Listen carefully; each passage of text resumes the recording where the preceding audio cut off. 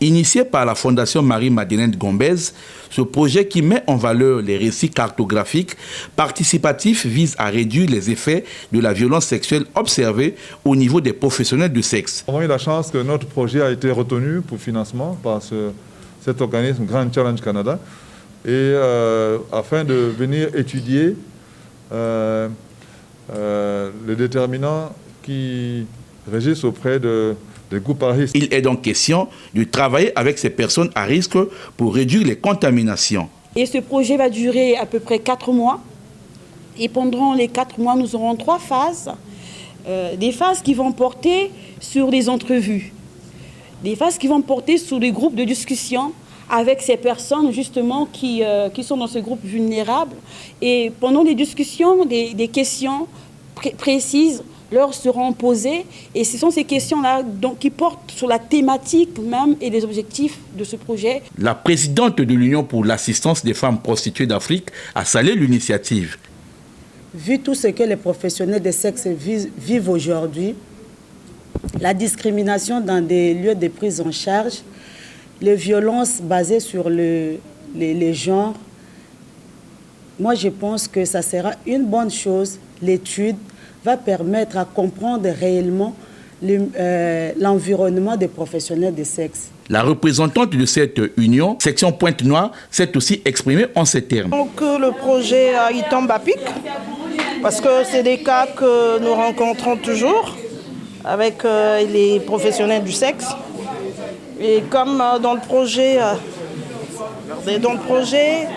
il est prévu la partie des interviews. On va essayer d'interroger les professionnels du sexe sur le sujet et trouver des pistes de solutions. Voilà pourquoi nous sommes très contents aujourd'hui, nous en tant que structure, d'avoir signé ce contrat avec la fondation représentée par le professeur Luemba. À la fin de ces échanges, un partenariat a été signé entre toutes les parties impliquées dans ce projet.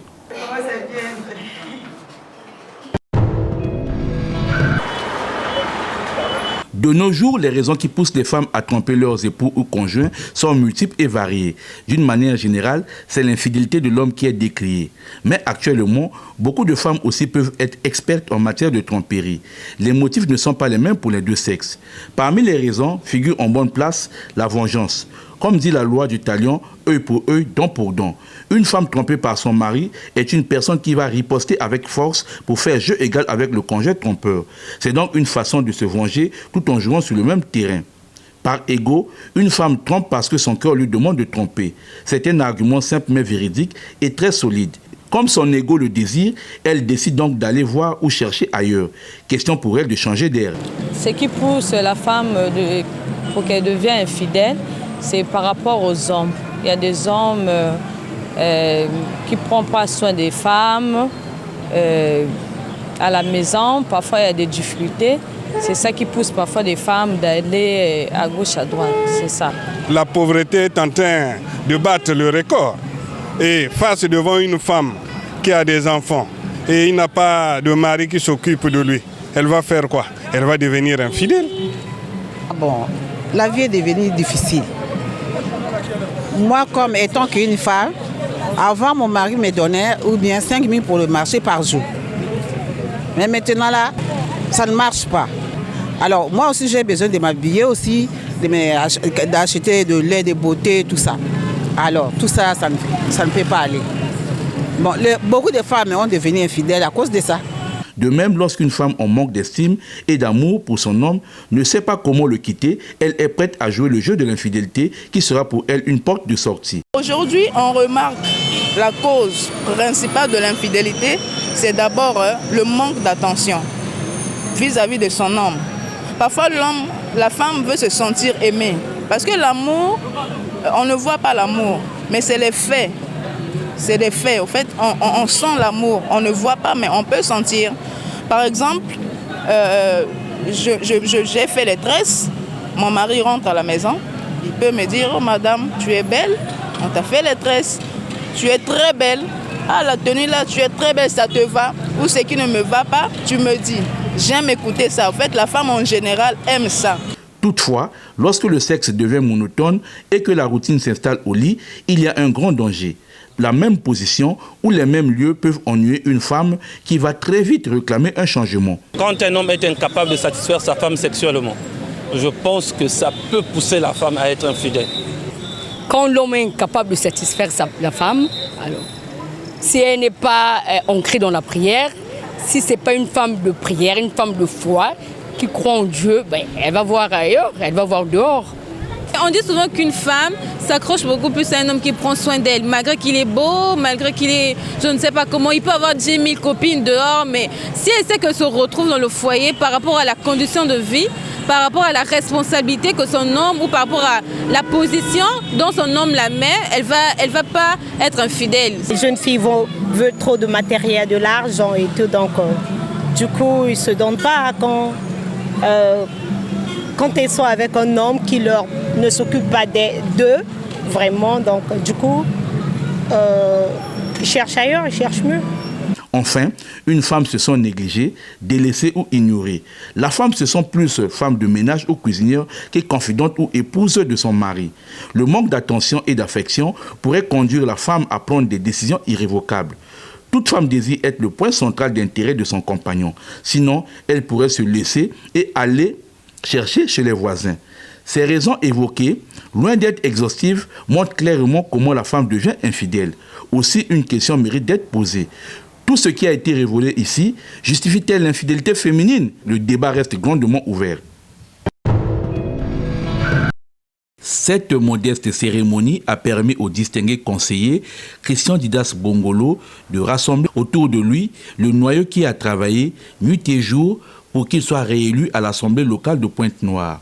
Ces personnes qui ont composé l'équipe de la campagne du mouvement Action et Renouveau MAR aux élections locales dans la circonscription électorale de Ngoyo ont été remerciées par le distingué fraîchement réélu, le docteur pharmacien Christian Didas Bongolo. Ce noyau qui a été justement convié à cette auguste retrouvaille, noyau sans lequel notre victoire serait un vain mot.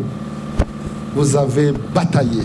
Vous avez travaillé, vous avez lutté, alors fermement pour que cette victoire soit une victoire réelle. Et donc à vous, je dis merci, grand merci. Grand merci parce que je sais combien vous avez été vaillant, courageux, mais aussi surtout dynamique pour que justement nous puissions aujourd'hui nous retrouver. Et c'est cette force qui a fait que nous puissions aujourd'hui être élus encore membres du conseil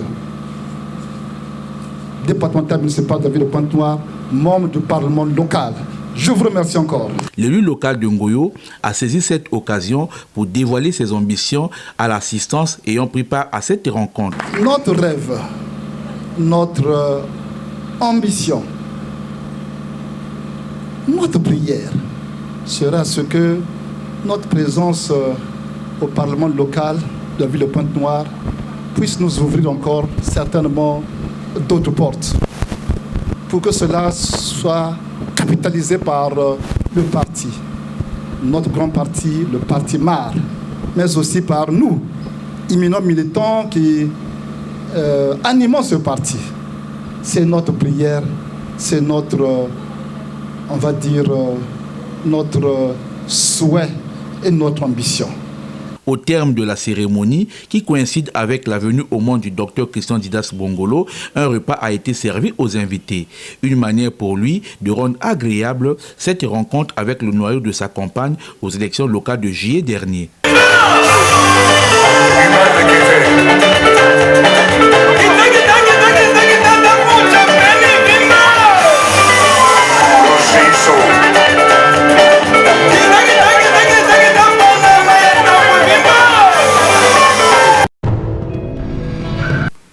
Ancien président de la République d'Afrique du Sud, Nelson Mandela, dont le nom du clan tribal est Madiba, est né le 18 juillet 1918 à Mvenzo et décédé le 5 décembre 2013 à Johannesburg. Il fut l'un des dirigeants historiques de la lutte contre le système politique de ségrégation raciale dit apartheid. L'homme a dirigé l'Afrique du Sud de 1994 à 1999 à la suite des premières élections démocratiques et non raciales de l'histoire de ce pays. Vous avez fait preuve de tant de calme, de patience et de détermination pour reconquérir ce pays. Avec une immense joie, nous pouvons crier fort sur les toits, enfin libre.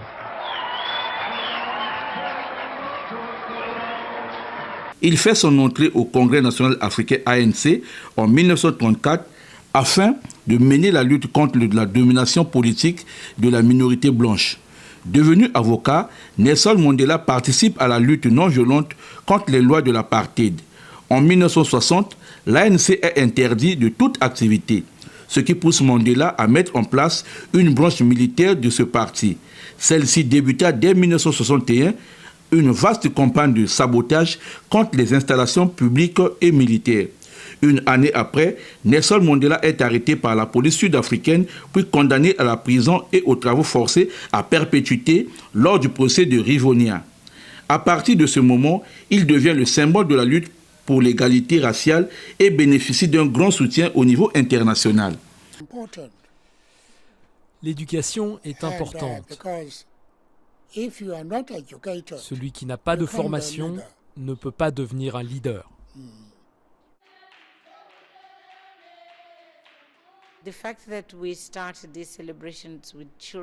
Le fait que nous entamions les festivités avec des enfants, que nous fassions un cadeau particulier à ces enfants, a une grande importance pour Madiba. Il adore les enfants.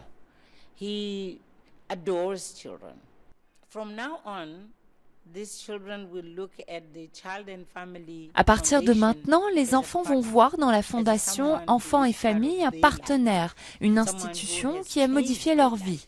Je pense que c'est le début d'une nouvelle amitié qui laissera des traces et marquera profondément l'avenir des enfants. Malgré 27 bonnes années passées en prison, dans des conditions pénibles, et après avoir refusé pour rester en cohérence avec ses convictions, Madiba est relâché le 11 février 1990. 3 ans après, il reçoit le prix Nobel de la paix pour avoir pacifiquement mis un terme au régime d'apartheid. Nelson Mandela demeure l'icône de la défense des droits de l'homme et le père d'une Afrique du Sud multiethnique et démocratique qualifiée de pays arc-en-ciel.